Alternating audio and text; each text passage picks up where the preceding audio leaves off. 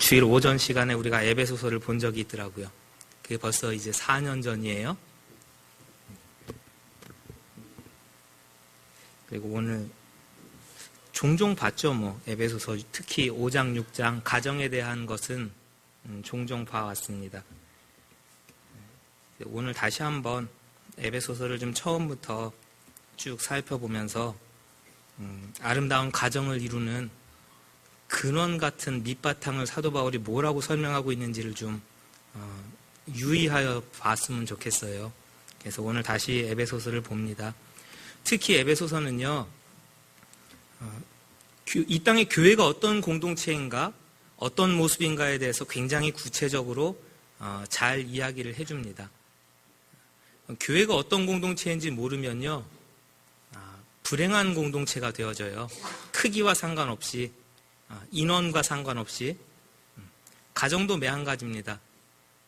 가정이 어떤 공동체인가, 어떤 지배를 받고 있는지를 모르면요, 서로 사랑한다고 뭉쳐있는 것 같지만 사방 흩어지는 가정같이도 해체되는 가정도 많이 나오고, 이유는 이 말씀에 근간한 가정의 기본이 없기 때문에 그래요. 특히 에베소서에서는요, 교회 공동체를 우주적인 화합의 공동체로 보여주죠. 그리스도 예수께서 머리가 되시고 그 안에서 우주 만물이 하나 되어서 통일되는, 그걸 빗대어서 이방인과 유대인이 그리스도 예수 안에서 아름답게 화합하고 하나 되는 모습을 보여주는 그런 교회의 모습을 보고 있어요. 이 비밀이에요. 오늘 본문에 안 읽었지만 5장에 가시면 아내와 남편 얘기하면서도 비밀 얘기하고요. 에베소서 안에서 비밀 이야기를 꽤나 많이 합니다. 자, 성경책 찾아놓으신 분들은 이제 앞쪽으로 넘어와 보십시오. 우리 복습입니다. 1장이에요.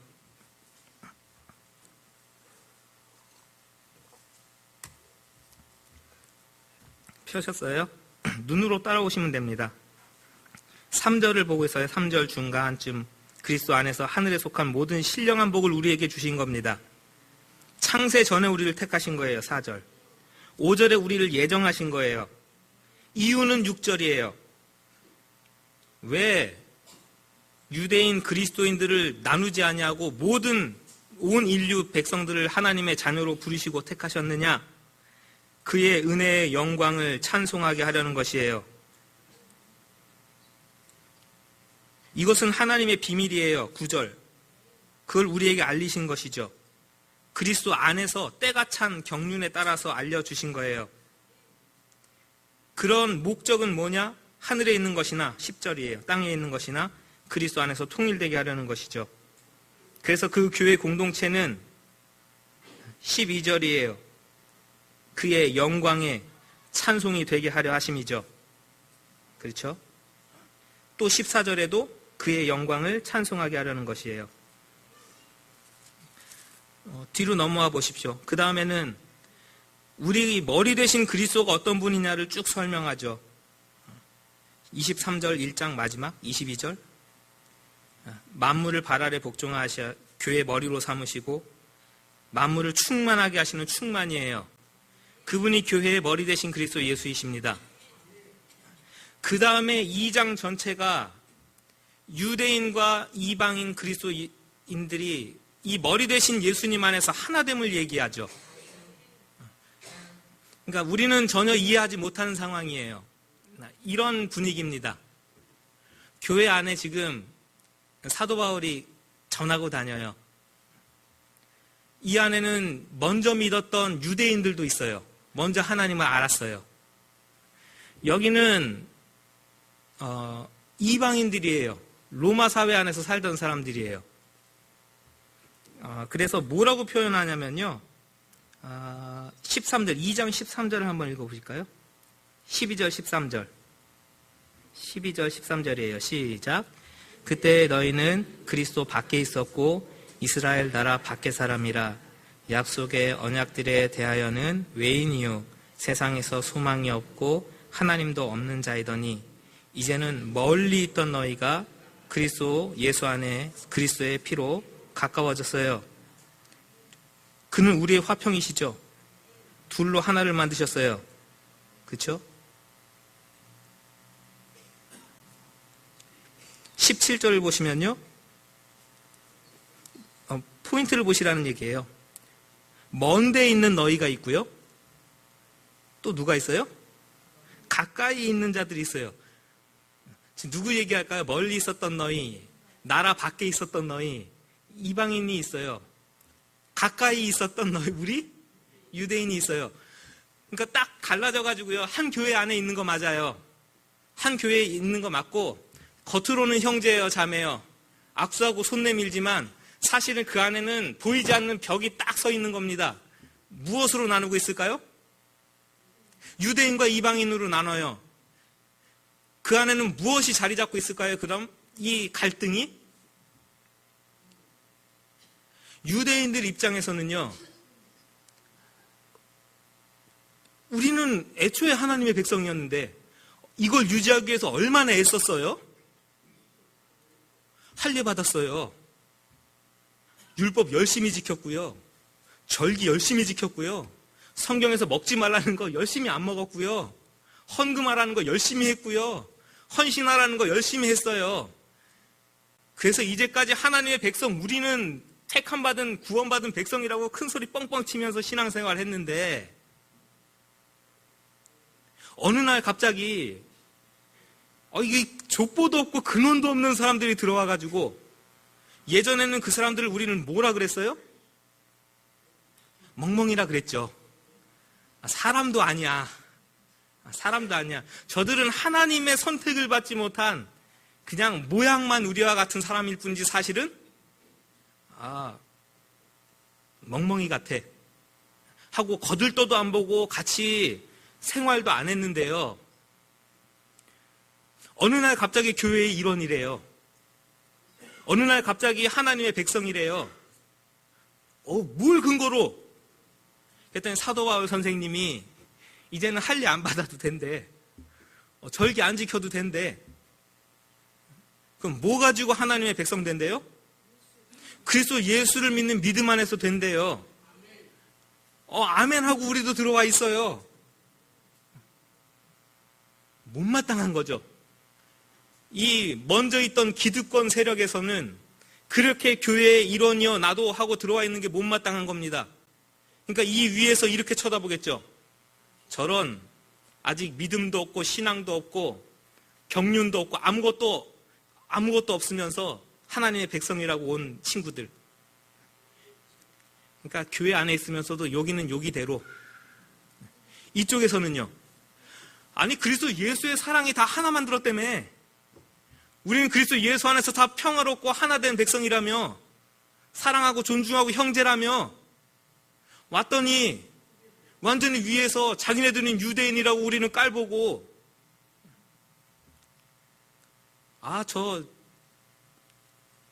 죄송해요. 이런 꼴통 앞뒤 꽉꽉 막혀가지고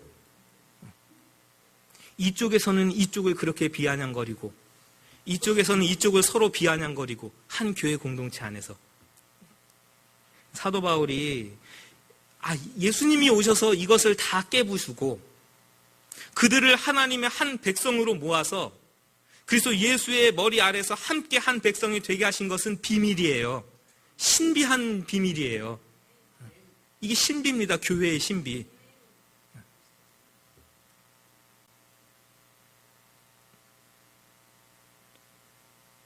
그 터 위에서요, 서로 연결해서 이방인, 유대인 구분 없이 서로 형제가 되고 자매가 돼서 서로 연결하여서 아름다운 건물로 지어져 가는 것이죠. 그게 22절, 23절이거든요. 그게 신비예요. 이 비밀을 내가 깨달아서 비밀의 선지자가 된 게 3장이잖아요. 9절에도 또 비밀 얘기 나오죠. 비밀의 경륜. 그래서 4장에 가시면요. 이렇게 하나 되게 하신 것을 힘써 지켜라. 그렇죠? 평안에 매는 줄로 성령의 하나 되게 하신 것을 힘써 지켜라. 그리고 교회 안에서 각자에게 주어진 위치와 사명이 있다. 그것을 최선을 다해서 서로 감당하면서 범사의 예수께로 자라가는 공동체, 그게 교회다 라고 교회에 대한 정의, 새로이 만들어진 하나님의 백성을 얘기해 놓고 그 다음에 빛의 자녀로 살아가는 하나님 나라 안에 들어왔습니까? 이제부터가 중요한 거예요. 이 얘기를 하고 싶어서 앞에 교회 얘기도 그리스도 예수 안에서 하나 된 얘기도 한 거라고요. 과거의 법은 깨진 거예요. 물론 과거에도 사실 그런 법은 아니에요. 유대인들이 만들었지. 우리만 하나님의 선민, 그런 사상은 구약에도 아니에요. 왜 출애굽시켰는데요? 온 열방의 제사장 나라로 부르셨다고요. 온 열방을 하나님 앞으로 데려와서 함께 예배하는 그 역할로 이스라엘을 부르셨지, 그 사람들만 잘나고 거기만 구원하기 위해서 이스라엘을 부르신 게 아니에요. 오만했을 뿐이죠.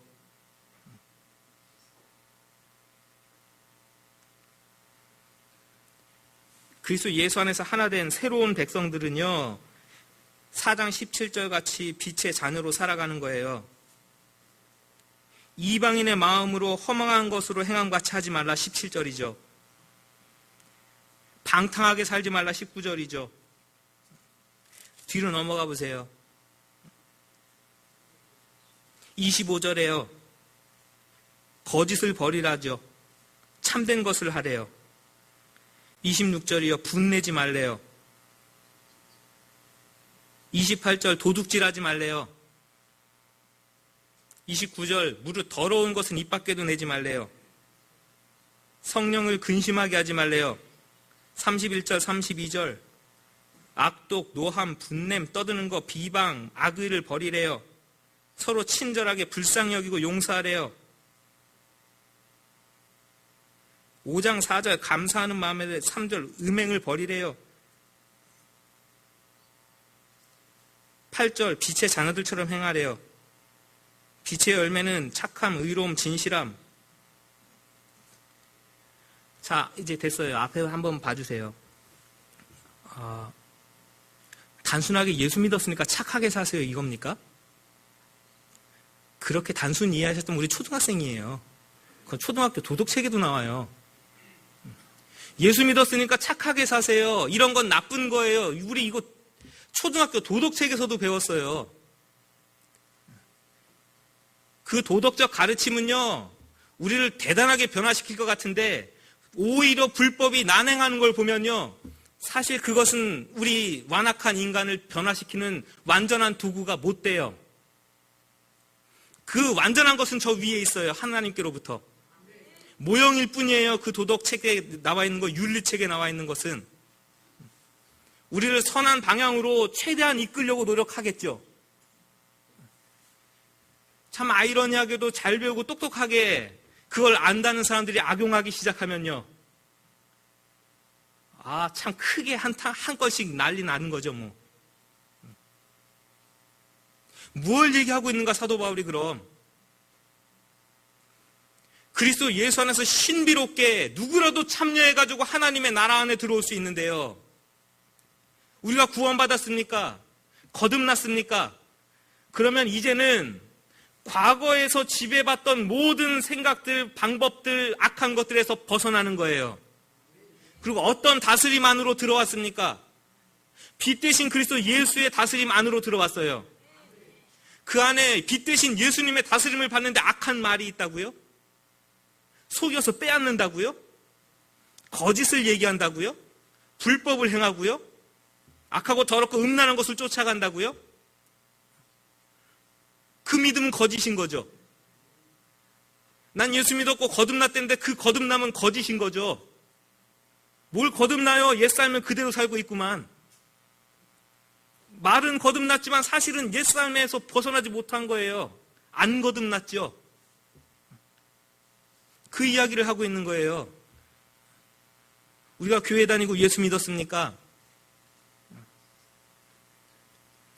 우리를 거듭나게 하신 성령은 새로운 삶으로 우리를 이렇게 이끌어 가실 겁니다.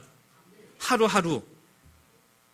우리는 이것을 아주 유식한 말로 성화라고 얘기하죠. 하루하루는 그리스도 예수를 닮은 거룩한 삶으로 성화되어 갑니다. 이 문맥 하에 지금 5장 22절부터 남편과 아내여, 아버지와 자녀들이여, 종과 상전들이여 하는 것이 같이 붙어 있다고요. 우리의 가정은 그럼 어떨 것입니까? 그리스도 예수 안에 있다는 성도들의 가정은 어떤 모습입니까? 라는 것이죠. 오늘 우리 가정의 달을 맞이하고 어버이 주일을 맞이하니까, 그렇죠? 단순하게 남편들은 이래야 되고요, 여성들, 아내들은 이래야 되고요, 이거 우리 이미 다 외워서 알아요. 해볼까요? 먼저는 아내들에게 먼저죠. 아내들은 어떻게 하래요? 남편에게? 복종하래요. 이거 누가 몰라요? 남편들은 아내를 어떻게 하래요? 사랑하려는데 어떻게까지? 그리스도 예수가 교회를 위해서 생명을 내놓으신 것까지 닮아서? 그러니까 집에 가가지고 남편 붙잡고 옆구리 쿡쿡 찌르면서 당신 날 위해서 죽을 수 있어? 하고 진짜 너무 좀 단순하게 그렇게 보지 마시고요. 그 다음에 자녀들은 어떻게 하래요? 내 부모를 공경하는 거. 아버지들은요, 부모들은요, 자녀들을 노엽게 하지 말고 주의 훈계와 교훈으로 양육하는 거. 종들은요, 상전에 대해서 그 권위를 인정하고 존중하고 복종하고 안 본다고 해가지고 눈가림하고 속이지 말고요. 상전들은요, 당신 위에도 하나님이 계신 줄 알고 하나님이 당신을 긍휼력이고 은혜롭게 대하는 것처럼 당신 직원들에게도 압제하지 말고 사랑으로 존중으로 대해 주십시오. 이거 누가 몰라요? 단순히 그런 윤리적인 도덕적인 생활에 관련한 교훈 주기 위해서 이 말씀을 하셨는가? 이 이야기들을 적고 있는가?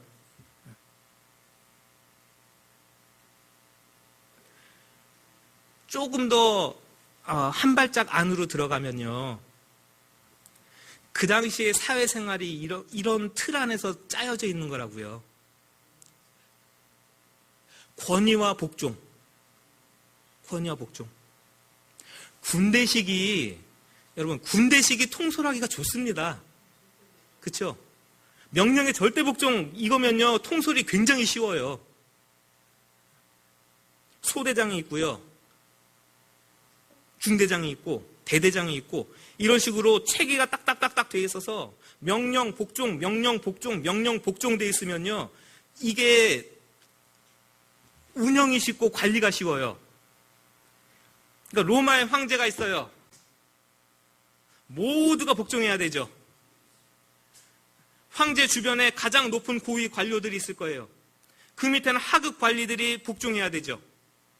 그 하급 관리들 밑에 있는 백성들은 이 나라가 세운 권위에 복종해야 되고요. 권위와 복종, 권위와 복종, 권위와 복종. 사회 안에서 이 관계들을 세워가기 위해서 어디서부터 이게 필요한 거예요? 가정에서부터 이게 필요한 거예요.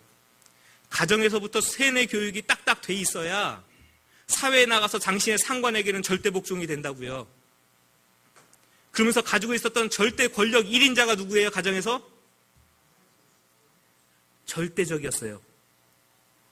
이건 지금도 이슬람권에 가면 여자들은 남편 외에 얼굴을 보여주면 돼야 한대요? 히잡 쓰고 다닌다 그래, 히잡이라고. 다. 그 여성들은요, 부인들은 남편에게 완전 종속이에요.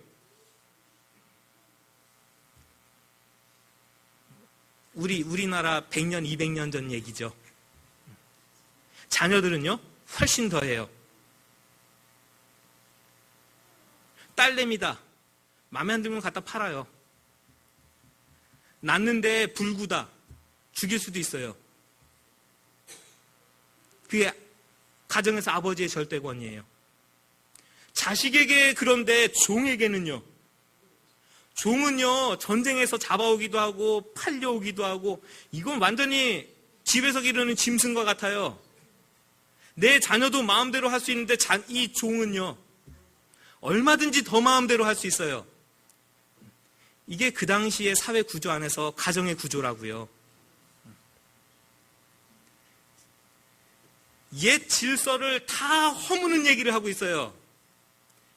그리스도 예수 안에서 새로운 가정의 질서가 왔습니다. 교회 안에서도 유대인, 이방인의 벽을 이만큼 있는 것을 다 허무셔서 이렇게 이분을 만드시는 하나님이에요.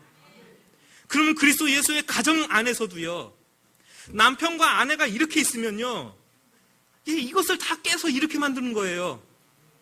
가정에서 자녀와 부모의 관계가 이렇다면요, 이것을 다 이렇게 부숴가지고 이분을 만드는 거라고요.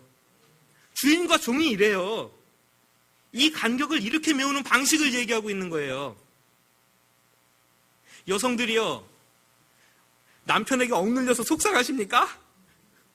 안 그런 가정도 있어요. 여성 파워가 센 데도 있다고요. 억울하죠. 자녀들이요, 왜 늦게 태어났다는 것으로 부모님들에게 그렇게 억눌려 계십니까? 종들이요, 당신은 그 까만 나라에서 태어나고 싶어서 났소? 그래서 여기 끌려와가지고 종노릇하오? 안 억울하슈?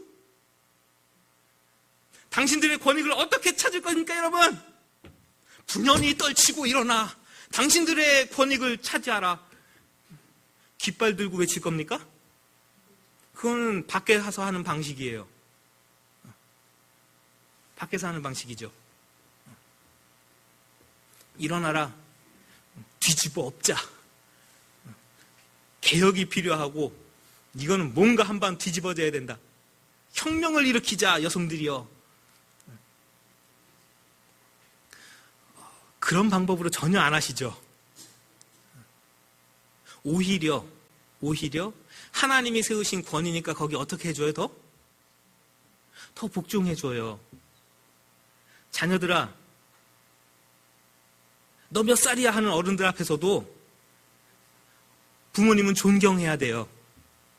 종들아, 네 위에 주인이 서 있는 게 못마땅할지라도 더 존경하는 방식으로 해요. 참 싫은 방식이죠.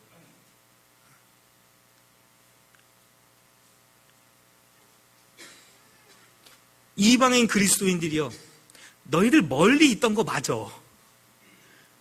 그럼 여기 먼저 가까이 있던 자들이면 가까이 있던 자들로 존중해줘, 그냥.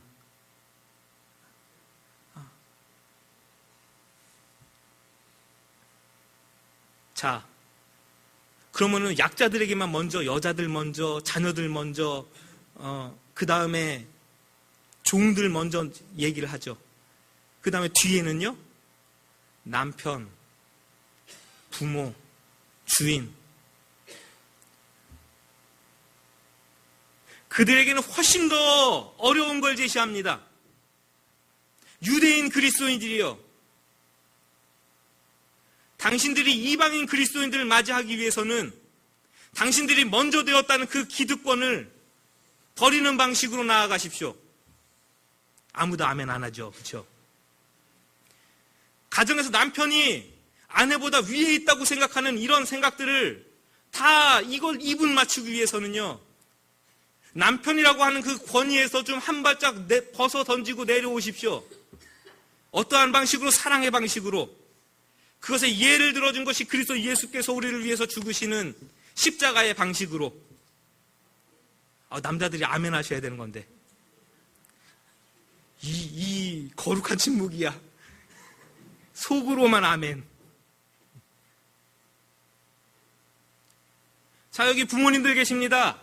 저 뒤에 꼬맹이들 있죠.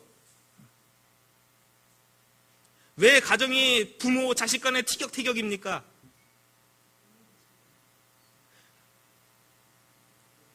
숨이 멎는 그 순간까지 그 부모의 권위는 내 거예요. 너희들은 다 내 손 안에 있다. 다음 세대들은 못 견딥니다.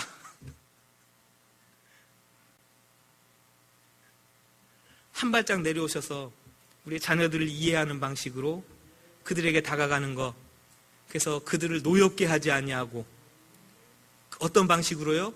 주의 교훈과 훈계의 방식으로 다가가는 겁니다. 왜 주의 교훈과 훈계라고 했을까요? 아침에 새벽에 기억나시는 분, 예수님의 방식은 사랑이 밑바탕이죠. 사랑이 베이스예요. 배신하는 제자도 끝까지 쫓아가셔서 마지막까지 사랑하시는 거. 그 사랑의 방식의 1번이 뭐냐면은 낮아짐과 섬김의 방식이죠. 성육신도 그렇고요. 발을 씻겨주시는 것도 그렇고요. 십자가에 매달리시는 것도 그렇고요. 다 겸손의 상징이고 예수님의 가르침과 교훈은요. 그렇게 낮아짐의 상징으로 보여주는 거예요. 그 예수님은 지시가 아니에요. 기도하시면 기도의 본을 따라 배우는 거고요. 전도하시면 전도의 본을 따라 배우는 거고요. 치유하시면 그 치유의 방법을 따라 배우는 것이죠. 예수님의 교훈과 훈계는 그렇게 몸소 보여주는 방식입니다. 엄마 아빠는 하나도 안 하고 못하면서 이놈의 새끼들아 아무리 해도 그 주의 교훈과 훈계가 안 되니까 듣질 않는 거죠. 성경이 보여주시는 지혜를 우리가 좀 오늘 얻으시기 바랍니다.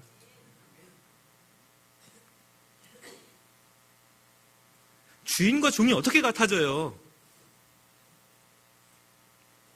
주인이 권위를 내려놓지 않으면 종이 여기까지 올라오는 데는요, 이거는 기대할 수 없는 일인 거예요. 그러니까 그리스도 가정 안에서 종을 대하는 태도를 바꿀 건 누구예요? 권세를 가지고 있고 권위를 가지고 있는 주인이 내려오지 않으면 이 가정 안에 평화는 없는 거예요. 새로운 질서입니다.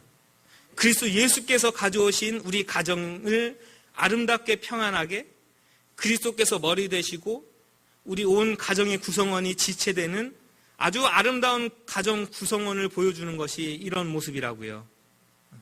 옛 질서가 아니에요. 밖에서 얘기하는 그런 질서가 아니고 거기서 얻는 방식으로 여기서 내 지위와 위치를 얻는 것이 아니고요. 오히려 섬김으로 낮아짐으로 인해서 그 권위를 얻고 그리스도 예수께서 십자가의 죽으심으로 인하여서 하나님의 우편의 자리를 앉으신 것처럼 교회의 아버지여 남편이여 우리 가정에서의 부모의 위치여 그 권위를 어떻게 얻으시느냐? 오히려 겸손하고 낮아지며 이해하는 방식으로 사랑하고 섬기는 방식으로 얻는 겁니다.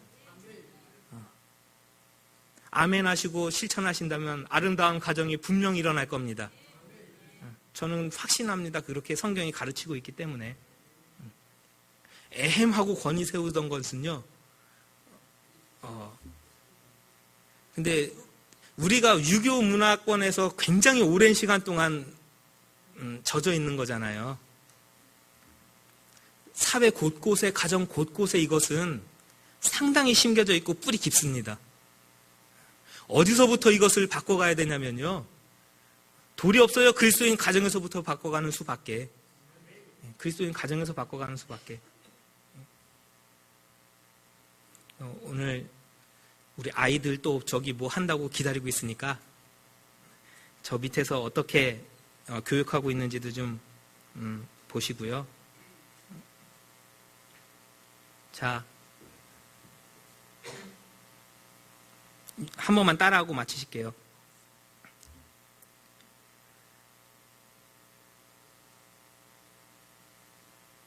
사랑은 낮아지는 겁니다.